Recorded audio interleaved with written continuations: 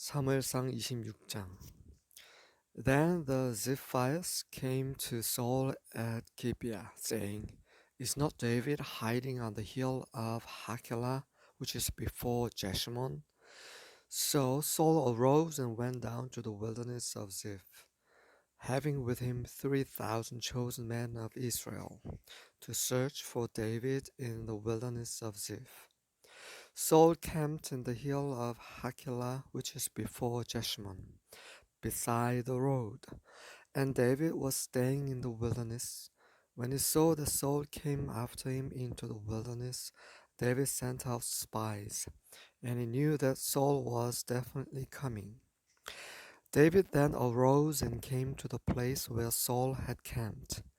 And David saw the place where Saul lay, and Abner the son of Ner, the commander of his army, and Saul was lying in the circle of the camp, and the people were camped around him. Then David said to Ahimelech the Hittite and to Abishai the son of Zeruiah, Joab's brother, saying, Who will go down with me to Saul in the camp?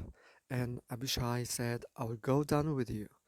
So David and Abishai came to the people by night, and behold, Saul lay sleeping inside the circle of the camp with his spear stuck in the ground at his head. And Abner and the people were lying around him. Then Abishai said to David, Today God has delivered your enemy into your hand. Now therefore, please let me strike him with a spear to the ground with one stroke, and I will not strike him the second time. But David said to Abishai, Do not destroy him, for who can stretch out his hand against Yahweh's anointed and be without guilt? David also said, As Yahweh lives, surely Yahweh will strike him, or his day will come that he dies, or he will go down into battle and perish. Yahweh forbid that I should stretch out my hand against Yahweh's anointed. But now please take the spear that is at his head and the jug of water, and let us go. So David took the spear and the jug of water from beside Saul's head, and they went away. But no one saw or knew it, nor did any awake, for they were all asleep, because the sound sleep from Yahweh had fallen on them. Then David crossed over to the other side and stood on top of the mountain at a distance with a large area between them. David called to the people and to Abner the son of Ner, saying, Will you not answer, Abner? Then Abner replied, Who are you who calls to the king? So David said to Abner, Are you not a man? And who is like you in Israel? Why then have you not guarded your lord the king? For one of the people came to destroy the king your lord. This thing that you have done is not good. As Yahweh lives, all of you must surely die, because you did not guard your Lord, Yahweh's anointed.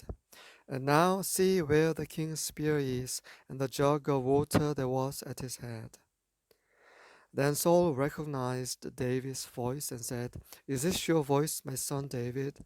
And David said, It is my voice, my lord the king. He also said, Why then is my lord pursuing his servant? For what have I done, or what evil is in my hand? Now therefore, please let my lord the king listen to the words of his servant. If Yahweh has stirred you up against me, let him accept an offering.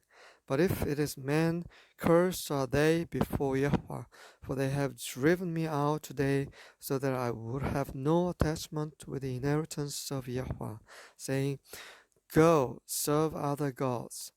Now then, do not let my blood fall to the ground away from the presence of Yahweh, for the king of Israel has come out to search for a single flea, just as one hunts a partridge in the mountains.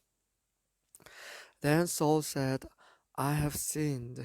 Return, my son David, for I will not harm you again, because my life was precious in your sight this day. Behold, I have played the fool and have committed a serious error. David replied, Behold the spear of the king. Now let one of the young men come over and take it. Yahweh will repay each man for his righteousness and his faithfulness. For Yahweh delivers you into my hand today, but I refuse to stretch out my hand against Yahweh's anointed.